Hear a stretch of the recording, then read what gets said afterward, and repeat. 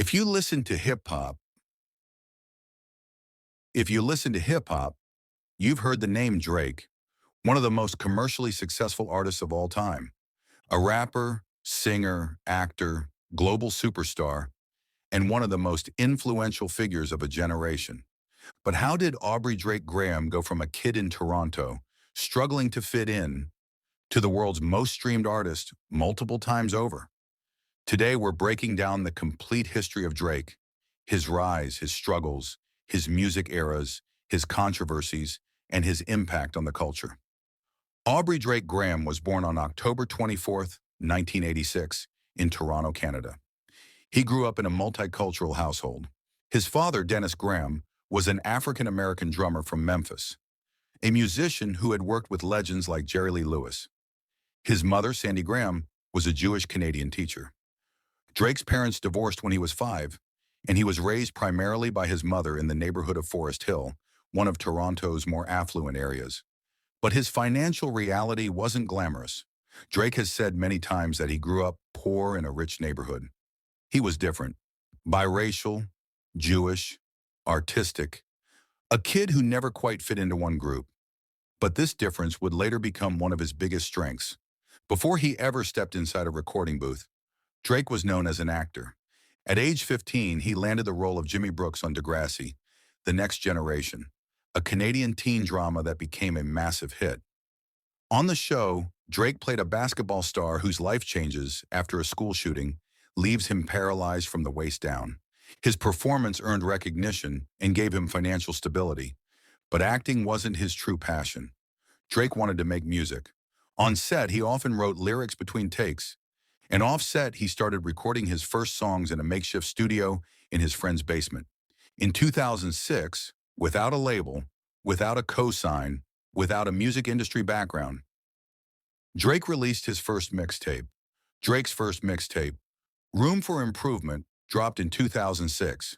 It didn't blow up, but it showed potential. His second mixtape, Comeback Season, released in 2007, featured the single Replacement Girl, which caught attention because it was the first video by an unsigned Canadian rapper to be featured on BET. Still, his audience was small. He was grinding independently. But something was changing. Drake was experimenting with a combination of rap and R&B, a hybrid sound that few artists had really embraced. And then came the mixtape that changed everything. In 2009, Drake released So Far Gone, and it became a cultural moment.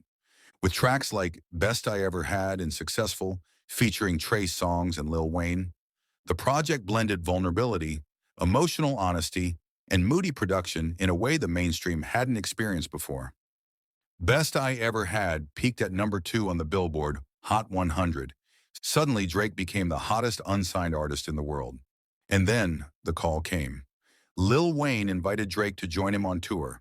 And soon after, Drake signed with Young Money Entertainment. This was the moment the industry realized.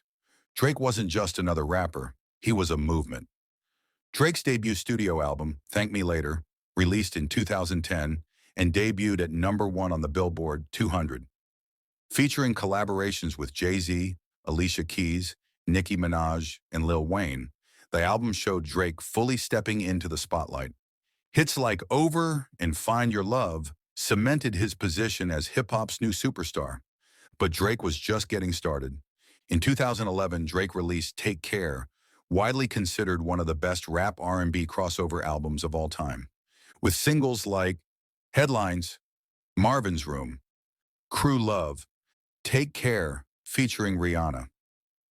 The album introduced a darker, atmospheric sound, heavily influenced by his growing collaboration with a little-known Toronto producer named 40, who helped shape the underwater sound Drake would become famous for.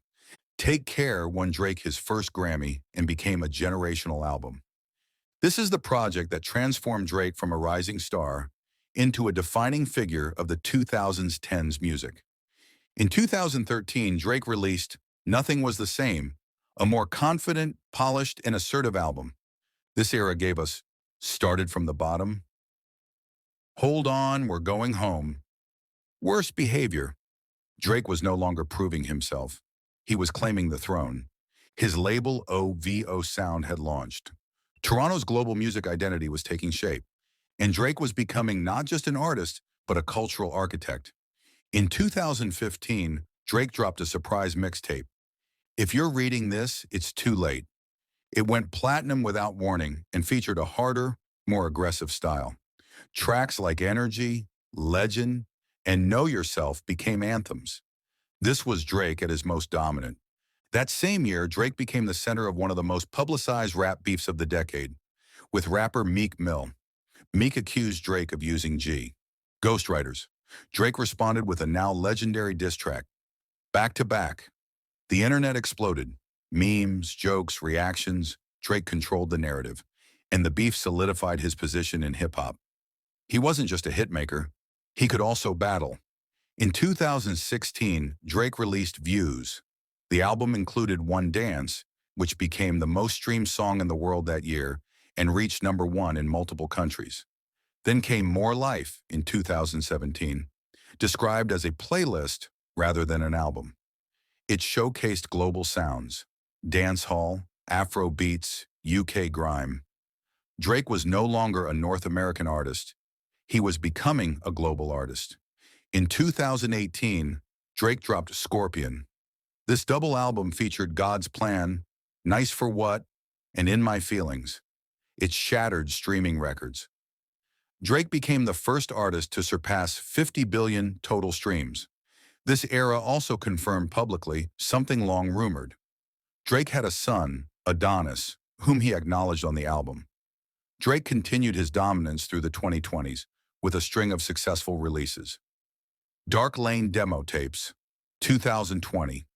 Certified Lover Boy, 2021.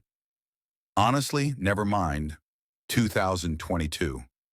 Her Loss, 2022, with 21 Savage. For All the Dogs, 2023.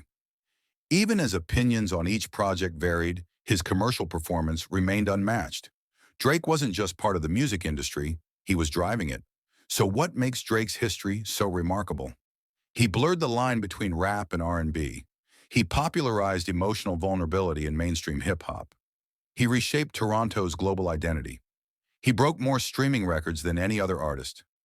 And for over a decade, he remained at or near the top of the music world. Drake changed what it means to be a hip-hop superstar, from a kid on Degrassi to one of the most influential artists on earth. Drake's story is still being written.